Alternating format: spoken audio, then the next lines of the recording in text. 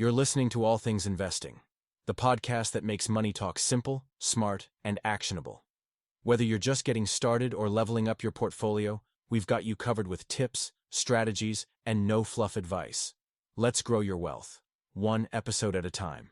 Welcome to the Deep Dive. So today we're jumping into one of those really persistent debates, especially now. Should you go for direct physical property, hands-on ownership, or the simplicity of REITs, real estate investment trusts? Okay, let's unpack this because, look at the landscape. Interest rates are still pretty high compared to what we got used to. Inflation's still nibbling away the whole economic picture going into 2025. It's just different. So figuring out where to put your money in real estate is pretty critical right now. We got a bunch of sources to help you think through it. It really is essential. I mean, both give you real estate exposure, right? But they are fundamentally different experiences, totally different outcomes. Direct ownership, that's the classic path. You buy a house, maybe a small apartment building, some land. You hold the deed. You fix the toilet. You find the tenants. REITs, there are a whole other world. These are basically companies, big ones. They own or they finance just massive amounts of income-producing property, buying shares. It's like owning tiny slices of hundreds of properties through the stock market, professionally managed, traded easily. So the big question for you is really control or convenience? Let's start with the control side, then. Direct ownership. That's always the big draw, isn't it? Autonomy. You call all the shots. Buying, fixing things up, setting the rent, choosing tenants, deciding when to sell. All you. And that control, it lets you do something specific, force appreciation. Like you see a place with a terrible kitchen, you renovate it, add a bathroom people want. You directly push the value up and hopefully the rent too. You can't do that with a REIT share. Exactly. That control is the power. But the real superpower, maybe, it's the tax advantages. That's where direct ownership leaves REITs, pretty far behind. Okay, but hold on. All that renovating, managing tenants, doesn't that start to feel less like passive income and more like a second job? Where's the line between being in control and just doing unpaid work? That's definitely the trade-off, and it's why the tax code offers these, pretty significant incentives. The biggest one, depreciation. It's kind of wild, actually. The IRS lets you deduct a portion of the property's cost basis over time, 27.5 years for residential. It assumes the building is wearing out, deteriorating, even if in reality the property value is climbing. So you get this phantom deduction against your rental income. Phantom deduction, I like that. Perfect description. So you can be making money on appreciation and shielding your rental income because on paper, the government thinks the place is falling apart. Precisely. And on top of depreciation, you've got all the normal deductions. Mortgage interest, property taxes, insurance, repairs, maintenance trips.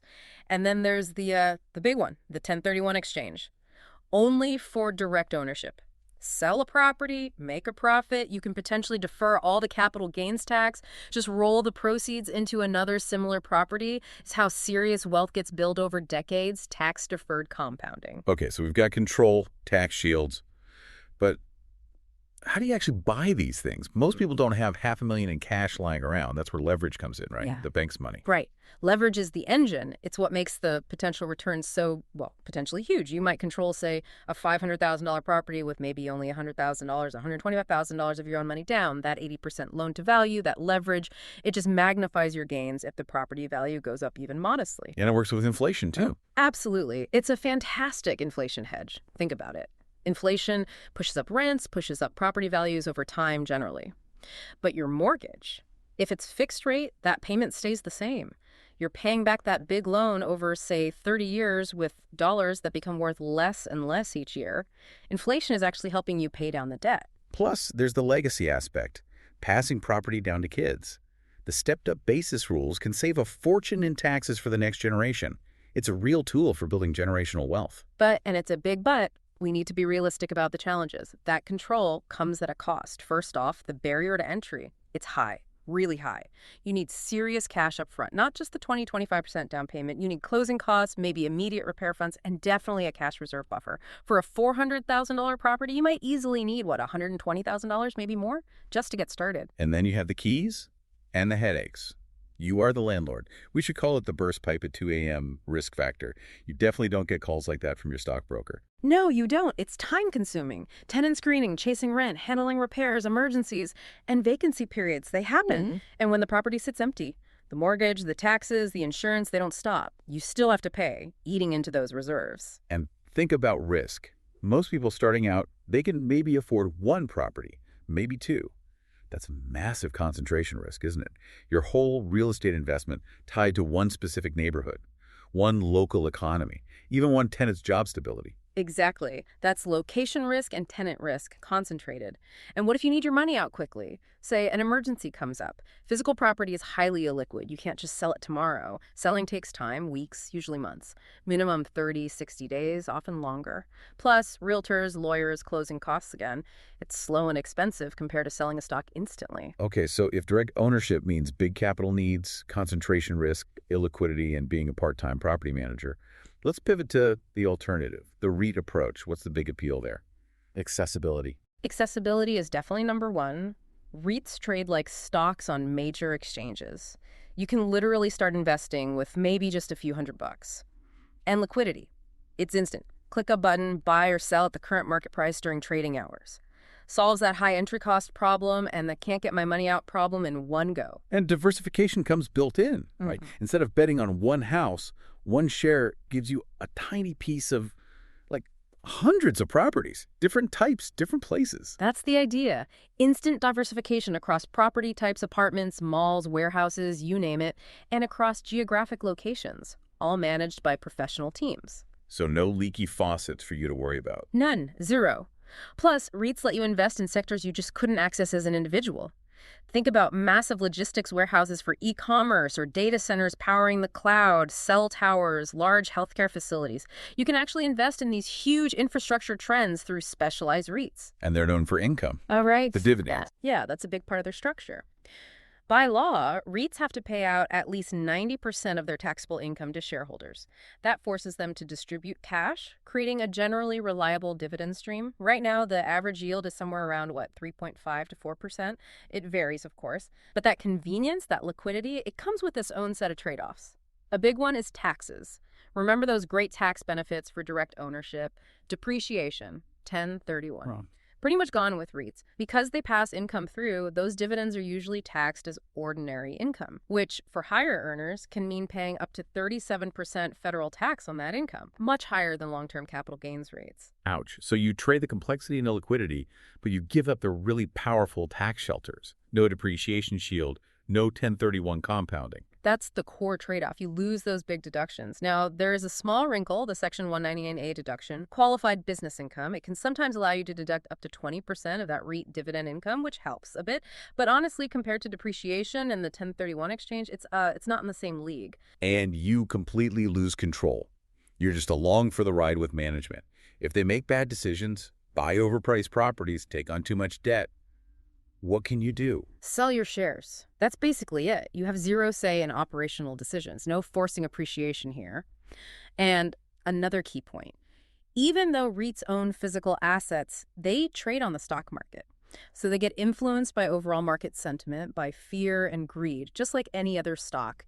Think back to, say, the market panic in early 2020. Many REITs dropped hard and fast, 30, 40, even 50%. So their prices can be volatile, and sometimes they move with the broader stock market, especially during downturns, which kind of reduces their diversification benefit right when you might need it most. Okay, let's pull this together with the current market context. We're heading into 2025. Okay. How do higher interest rates change the game? Fundamentally, if we connect this to the bigger picture, those higher mortgage rates, say 7% versus the 3% people got used to, it really hits the cash flow calculation for buying direct property today with leverage. Right, because the mortgage payment is so much higher. Exactly. Rent might not cover the principal, interest, taxes, and insurance nearly as easily as it did a few years ago. Unless you can find a property where rents are already high, or you can push them up significantly, the profit margin gets squeezed. Or it might even be negative cash flow from day one. Much riskier. And REITs, are they immune? Not immune, no. Higher interest rates mean higher borrowing costs for them too when they want to expand or refinance debt.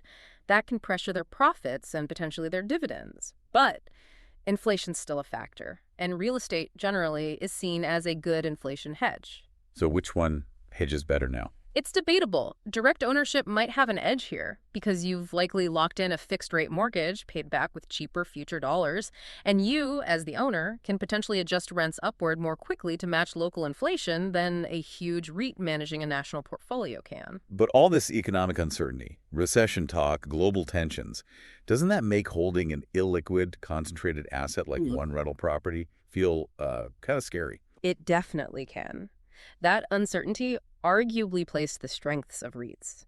The instant liquidity knowing you can sell tomorrow if needed, and the broad diversification feel a lot more comforting when the economic outlook is cloudy. Less concentration risk. Looking back historically, what do the numbers say? Well, sources generally show REITs have provided pretty competitive total returns over, say, the last 20 years, often with less wild swings, less volatility than owning just one or two properties. But Leverage direct ownership if you timed it right, bought well, managed effectively, especially in a rising market, it could generate significantly higher returns. But that's a big if. It depends heavily on individual skill, luck, location, timing. REIT returns tend to be more, let's say, predictable or average. okay, so pulling it all together for someone listening right now, who is direct property best for and who should lean towards REITs? What's the profile? All right, let's break it down. Choose physical property IF. You have significant capital ready to deploy, think at least $100,000, probably more like $150,000 or $200,000 to do it right. If maximizing those tax advantages, like depreciation and the 1031, is a top priority, if you genuinely want hands-on control and decision-making power, and crucially, if you have the time, the energy, and maybe the skills to actually manage the property or manage a property manager effectively, and you accept the illiquidity. And the flip side, choose REITs IF. You have less capital to start, maybe just a few $1,000s. If liquidity is really important, you want to be able to sell quickly if needed. If you want passive income without any landlord duties, 0 midnight calls. And if you prioritize immediate, broad diversification across many properties and locations. And it's not strictly one or the other, is it? People can mix and match. Absolutely. It's not binary. A really common, sophisticated approach is a core satellite strategy. You use diversified, low-cost REIT ETFs maybe as your core real estate holding liquid, passive, broad exposure. Then if and when a specific, compelling local opportunity comes up where you know you can add value, maybe a fixer-upper in your neighborhood, you add that as a direct property satellite investment. Best of both worlds, in a way. That makes sense. Using each for its strengths. So whether it's REITs, direct ownership, or some kind of blend, having some real estate exposure seems important. What's a reasonable allocation? Yeah, most financial advisors would suggest real estate, in whatever form you choose, should probably make up somewhere in the range of, say, 10 to 20% of your overall investment portfolio. It acts as a diversifier alongside your stocks and bonds. Any final thoughts on managing risk within each approach? Sure. If you go the REIT route, don't just buy one REIT. Diversify across different types of REITs. Maybe lean towards sectors with strong long-term trends, like industrial and logistics, residential, data centers. Maybe be a bit cautious with sectors facing headwinds like traditional office space right now, and pay attention to the quality of the management team. For direct property, the biggest risk management tool is having adequate cash reserves, way more than you think you need. For vacancies, for big repairs, don't over-leverage. So what does this all mean, wrapping up? I think it means the best investment isn't about picking the absolute winner on paper. It's about choosing the strategy that you genuinely understand, that you can realistically afford in terms of capital and time, and critically, the one you'll actually stick with through good times and bad. Success here probably depends more on making an informed decision that fits you, your finances, your life, your risk tolerance, and then having the discipline to execute rather than just trying to perfectly time the market or chase the highest theoretical return. Discipline and alignment. That feels like the right takeaway. Know yourself, know the options, and choose accordingly. Great stuff. If this deep dive helped bring some clarity, be sure to join us next time as we unpack another complex topic. Until then, keep learning. Thanks for tuning in to All Things Investing. Don't forget to subscribe so you never miss a tip that could boost your financial future. Follow us on TikTok, YouTube, and wherever you get your money advice. Until next time, keep investing in yourself. Financial disclaimer. The information provided on the All Things Investing podcast is for educational and informational purposes only. It is not intended as financial, investment, tax, or legal advice. Always do your own research and consult with a licensed financial advisor or other qualified professional before making any investment decisions. The views and opinions expressed are those of the host and guests, and do not constitute official recommendations. Investing involves risk, including the potential loss of principal. Past performance is not indicative of future results. By listening to this podcast, you agree that the host and associated parties are not responsible for any financial decisions you make based on the content provided.